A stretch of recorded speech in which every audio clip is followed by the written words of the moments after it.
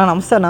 మీ నియోజకవర్గ ఎమ్మెల్యే ఎవరైతే ఆళ్ళ రామకృష్ణారెడ్డి గారు ఆయన వైకాపా పార్టీకిను ఎమ్మెల్యే పదవికి రాజీనామా చేసి ఈరోజు బయటకు వచ్చారని తెలుస్తుంది. ముఖ్యంగా ఆయన మాట్లాడుతున్నారు, ఈరోజు పార్టీలో నాకు అన్యాయం జరుగుతుంది, నన్ను పట్టించుకోవట్లేదు, 10 సంవత్సరాల నుంచి కష్టపడ్డాను అని చెప్పి మాట్లాడడం.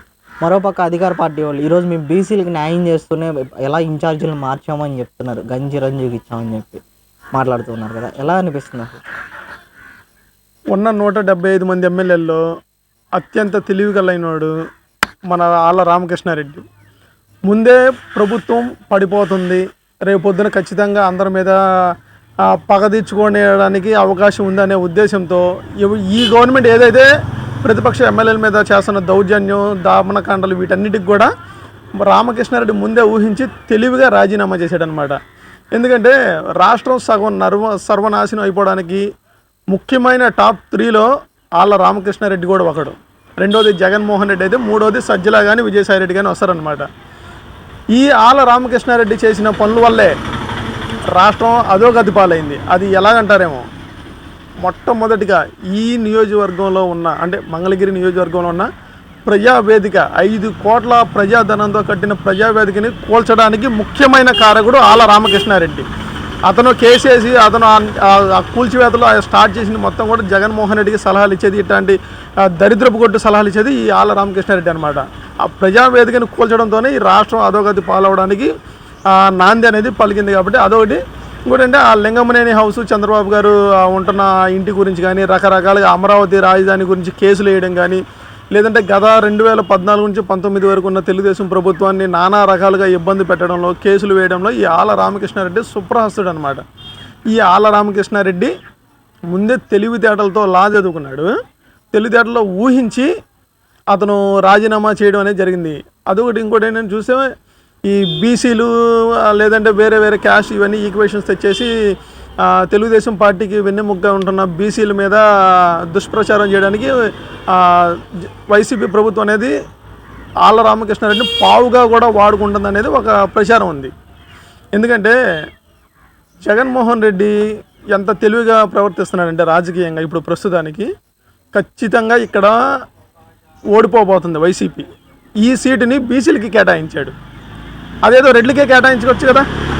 రెడ్లు ఓడిపోతే మాత్రం ఏమైంది? అలా కాకుండా వాళ్ళ రెడ్లు అయితేనేమో మొత్తం గెలవాలా, బీసీలు అయితేనేమో ఓడిపోయినా పర్వాలేదనే లెక్కలో ఈ రామకృష్ణారెడ్డిని తప్పించి, ఏది ఉద్దేశపూర్వకంగా ఆలోచనతో తప్పించి బీసీలకి సీటు కేటాయించడం అనేది జరిగింది.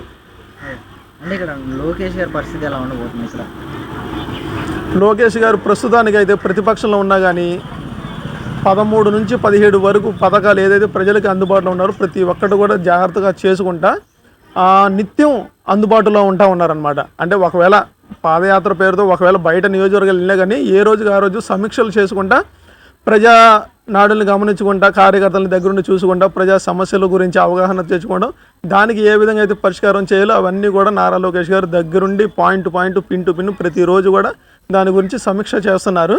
అది ఖచ్చితంగా ఇప్పుడు ప్రజల్లో అది బాగా వ్యక్తం కూడా అవుతుందన్నమాట. ఎన్నో రకాలుగా పేదలకి ఉచితంగా సహాయం అందించడాలు, తోపుడు బండ్లు కానీ, ఇస్త్రీ బండ్లు కానీ, మిషన్లు కానీ, బడ్డీ కొట్లు కానీ, ఆర్థిక సహాయం చేయడం కానీ, లేదంటే ఏమైనా ఉద్యోగాలకు సంబంధించిన వాటిలో రికమెండేషన్ చేయడం కానీ, ఎన్ని రకాలుగా ఒక నాయకుడు అనేవాడు ప్రజలకి సహాయం చేయాలో, అతను ఎంతవరకు ప్రజలకి అందుబాటులో ఉండాలో అనుక్షణం కూడా లోకేష్ గారు ఇక్కడ లేకుండా పాదయాత్రలో ఉన్నా సరే ఆయన మనసంతా మంగళగిరి మీద ఉంటుంది అనేది నారా లోకేష్ గారు కూడా ఒకసారి వ్యక్తం చేయడం జరిగింది. ప్రజల్లో కూడా అదే భావన ఉంది ఆల్రెడీ. అంటే ఇప్పటికీ చెప్తున్నారు కదా, రాష్ట్రం మొత్తం మీద కూడా అన్ని వర్గాలకి న్యాయం చేస్తున్నాం ప్రభుత్వం మాదే అని చెప్పి కూడా మాట్లాడుతున్నారు. ఈరోజు తెలుగుదేశం పార్టీ కానీ, జనసేన పార్టీ కానీ ఒక దళితుల్ని అణచివేస్తుందని చెప్పేసి కూడా చాలా ఆరోపణలు చేస్తున్నారు. ఏం చెప్తారు? ఇది ఎలా ఉందంటే దొంగే పక్కనుండి దొంగ అన్నట్టుగా ఉందన్నమాట. ఇది ఉన్న ఒక మాటలో ఉదాహరణకు మనం చెప్పుకోవాలంటే వైసీపీలో దళితుల మీద జరిగినన్ని దాడులు ఇప్పటి వరకు గత ప్రభుత్వాలు ఈ మన స్వాతంత్రం వచ్చిన దగ్గర నుంచి కూడా 2019 వరకు దళితుల మీద జరిగిన దాడులతో పోల్చుకుంటే జగన్మోహన్ రెడ్డి ప్రభుత్వంలో జరిగిన దళితుల మీద దాడులే చాలా ఎక్కువగా ఉన్నాయన్నమాట.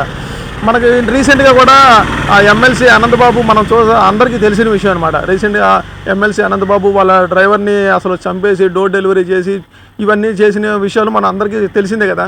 డాక్టర్ సుధాకర్ గారు పాపం ఆయన కరోనా టైంలో హాస్పిటల్లో మాస్కులు లేవు, బాగా ఇబ్బంది పడుతున్నాం, మాకు దానికి సంబంధించిన అన్ని ఆ కిట్లన్నీ ప్రొవైడ్ చేయడం అంటే ఆయన్ని పిచ్చోడిగా నెపం వేసేసి ఆయన్ని చంపడం జరిగింది. మాస్క్ పెట్టుకోలేదని ఒక వ్యక్తిని ఇలాగే కరోనా టైంలో పోలీసు వ్యవస్థ కానీ రకరకాల వేరే వాళ్ళు ఏదో ఒక రూపంలో అక్కడ చంపడం అనేది ఒకటి జరిగింది. ఇలాంటి దళితులకు సంబంధించిన దాడులు చాలా తీవ్రతరంగా జగన్మోహన్ రెడ్డి ప్రభుత్వంలోనే జరుగుతున్నాయి.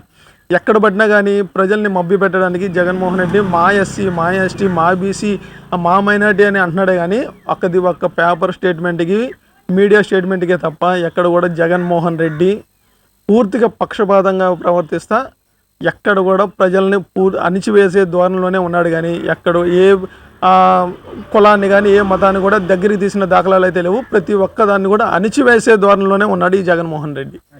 అంటే ఇక్కడ గంజి చిరంజీవి గారికి ఇవ్వడం వల్ల లోకేష్ గారికి ఏమన్నా ఓటింగ్ శాతం తగ్గుతుంది అంటారు ఈసారి ఇక్కడ మంగళగిరి నియోజకవర్గంలో? ఏం చెప్తారు? ఈ గంజి చిరంజీవి అనే అతను తెలుగుదేశంలో పార్టీలో పుట్టిన ఒక మొక్కే.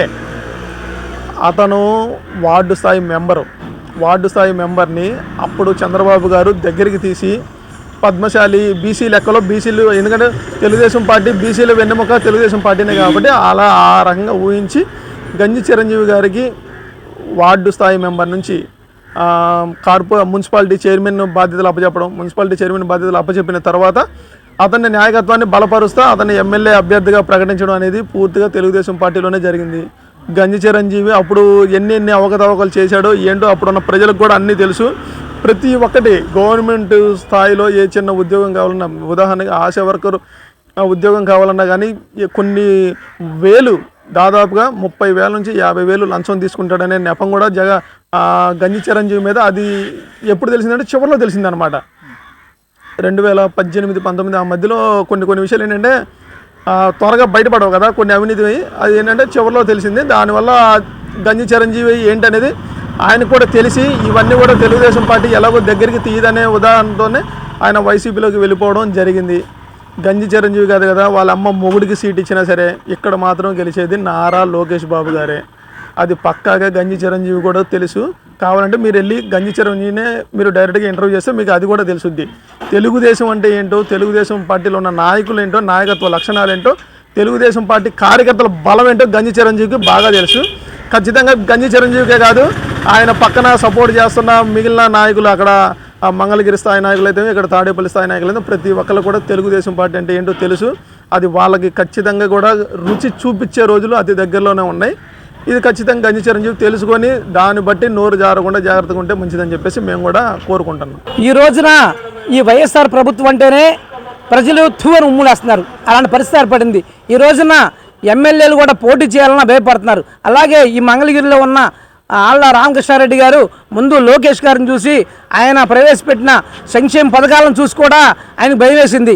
ఆ రోజుల్లో 2019, 2018, 17 ఆ టైంలో రాజన్న క్యాంటీన్లను పెట్టాడు, 10 రూపాయల కూరగాయలను పెట్టాడు. ఈ రోజున ఎక్కడ కూడా ఆనవాళ్ళు లేవు, కనపడట్లేదు. పేద ప్రజల్ని మోసం చేసి ఓట్లు వేయించుకున్నాడు. ఈ రోజున ఆ ప్రజలే ఈ ఎమ్మెల్యే కూడా అనవసరంగా ఓట్లు వేసి గెలిపించాము, ఇలాంటి వేస్ట్ ఎమ్మెల్యేని మనం ఓడగట్టాలని చెప్పని కూడా ఈ మంగళగిరి ప్రజలు ఆర్కే ఎమ్మెల్యే మీద తువ్వను మూస్తున్నారు. అలాంటి పరిస్థితి ఈరోజు మంగళగిరి నియోజకవర్గంలో.